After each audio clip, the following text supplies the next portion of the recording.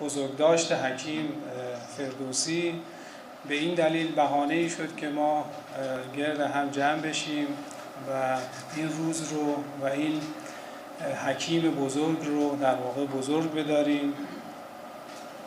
امیدوارم که امروز بحث‌های خوبی اینجا مطرح شه، همه بتونیم بهره ببریم. به هر حال در مورد حکیم فردوسی همه کاملا آشنا هستید. یک فرد جامع الاطراف بود، تو این هیچ شکی نیستش. موضوعیه که به هر حال با آثاری که ایشون دارن و آثاری که محققینی که در این رابطه فعالیت کردن به راحتی میتونیم بهش برسیم. حکیم فردوسی یگانه شاعری بود که تونست کشور خودش و زبان فارسی رو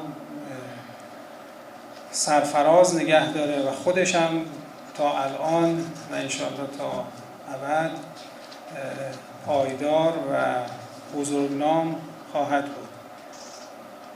آفرینش شاهنامه رو زمانی انجام داد که در اون زمان خفقان بود و زبان فارسی جزء زبانهای رسمی و دیوانی نبود و زبانهای دیگری جریان داشت و ایشون با درایت و با حکمت تونست زبان فارسی رو زنده نگه بداره تا به امروز، که انشالله در مورد حکیم فردوسی یکی از اساتید محترم انشالله توضیحات کاملی رو میدن در ادامه.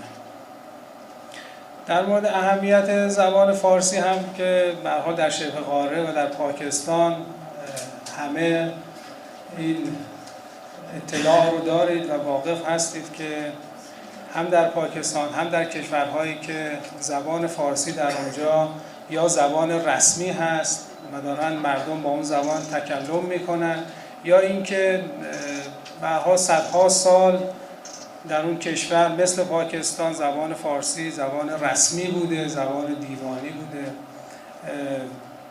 اهمیتش بنابراین وجود داره و همگان بر این واقف هستند. در پاکستان به هر حال زبان متفکر بزرگ پاکستان علامه اقبال آثارشون به زبان فارسی هستش. ریشه و اصل برخی از واژگان در زبان اردو فارسی است و اینها همه نشون میده برخی ها 60%، برخی ها 70% اعلام کردن که به هر حال زبان اردو از زبان فارسی گرفته شده و اینها همه نشون میده که زبان فارسی در اینجا زنده است و دارای ویژگی هایی است.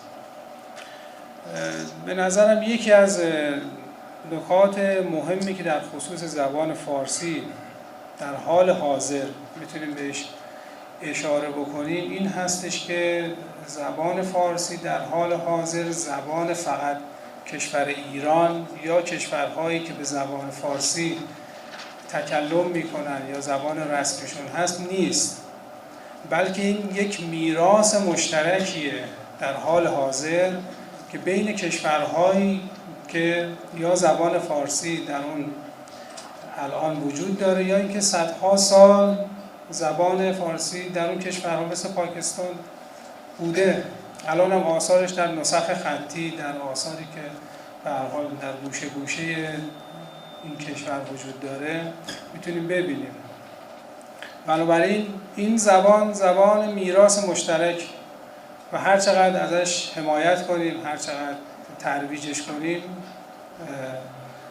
راه دوری نمیره و اینگار که زبان اردو رو در واقع تقویت کردیم. یک مثال کوچیکی بزنم این که به فرض ما در یک کشور یک اثری وجود داره به عنوان اثر ملی، این رو ثبت میکنن. کم کم این اثر شناخته میشه واسه مردمان جهان، این اثر ثبت جهانی میشه. وقتی که ثبت جهانی میشه تمام کشورها موظفن که از اون اثر حفاظت بکنن، حتی خود اون کشور که اون اثر در اون کشور واقع هست هم نمیتونه برخلاف در واقع اون استانداردها و معیارهایی که وجود داره رفتار بکنه. اون هم موظفه که تلاش بکنه تا حفظ بشه، چون اون میراث جهانی. حالا من نمیخوام بگم زبان فارسی میراث جهانی، ولی به هر حال میراث یک منطقه است، یک منطقه بسیار بزرگ با جمعیت فراوان که از جمله پاکستان که جمعیت بسیار زیادی هم داره. نکته دیگه که میخوام بگم این که ما حالا تاکید میکنیم به فراگیری زبان فارسی، آموزش زبان فارسی، این دلیلی بر این نیستش که ما بخوایم بگیم یا اینکه ما این تاکید رو نداریم بگیم که همه کشورها باید زبان ملی خودشون رو، زبان محلی خودشون رو، زبان قوم خودشون رو کنار بذارن. اصلا اینطور، ابدا اینطور نیست و این اشتباهه و تمام کشورها، تمام اقوام باید زبان ملی، زبان رسمی خودشون رو هر چقدر میتونن گسترش بدن. تأکید ما در پاکستان به خاطر این اشتراکات است که این زبان فارسی رو در واقع تقویت بکنیم و یاد بگیریم.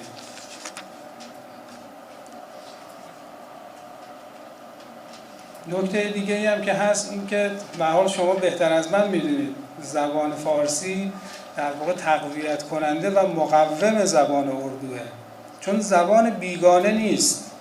زبان بیگانه زبانیه که برای تسلط بر در واقع اون کشور وارد میشه، وارداتیه، برای استیلاء فرهنگی وارد اون کشور میشه.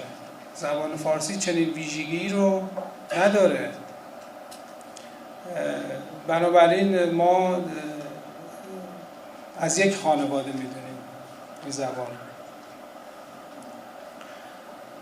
نکته دیگه هم که حالا انشالله تو ادامه بحث اساتید محترم انشالله اشاره خواهند کرد، این که به حال زبان فارسی طی چند سال اخیر یک مقداری شاید مورد حمایت قرار نگرفته. امروز تلاش میکنیم یک مقداری از زوایای در واقع این دلایل رو مطرح بکنیم و امیدواریم که با همت و تلاش مسئولین محترم در پاکستان شاهد احیای دوباره زبان فارسی در مراکز آموزشی باشیم. در مورد این زبان به نظرم حالا اون چیزی که من متوجه شدم دو دیدگاه وجود داره. یک دیدگاه این هستش که این زبان رو به عنوان یک زبانی که بتونه در آینده شغلی افراد اثرگذار باشه میبینن و این رو مشروط میکنن به این که این زبان بایست این قابلیت رو داشته باشه تا تأمین کنه آینده شغلی رو. برخی دیگر هم این زبان رو به این شکل نمیبینن و میگن این زبان حکمت، زبان عرفانه. به هر حال زبانی نیست که با شاخصهای مادی بخوایم بهش توجه بکنیم. من این موضوع رو نه تایید میکنم نه رد میکنم. انشاءالله تو ادامه بحث اساتید هر کدوم نظراتی که داشتن اعلام میکنن. در جمع‌بندی بالاخره هر کسی میتونه داوری خودش رو داشته باشه. هرچند که به شخص خودم اعتقاد دارم که نه در زبان، هر رشته و هر فنی اگر کسی مهارت لازم رو در اون داشته باشه قطعاً میتونه از مزایای مادی و معنوی اون بهره برداری بکنه. امکان نداره. الان ما یه مثال کوچیک بزنم، این که مثلا یک تعمیرکار، یک نانوا اگه مهارت خوبی داشته باشه قطعاً مشتریان بسیار خواهد داشت. پس این برمیگرده به مهارت اون شخص، به اون فن بر نمیگرده. بنابراین امیدواریم که به هر حال هر کدوم از علاقه‌مندان، دانشجویان که تو این مسیر قدم میذارن با همت، با تلاش انشالله به درجات بالا برسن و خودشون بتونن کمک بکنن به خودشون و به زبان فارسی و به کشور پاکستان انشالله. یک دو بیت هم از فردوسی میخونم که به هر حال مزین شه جلسمون به اشعار این حکیم. میفرماید بیا تا جهان را به بد نسپریم، به کوشش همه دست نیکی بریم. نباشد همی نیک و بد پایدار، همان به که نیکی بود یادگار. متشکرم.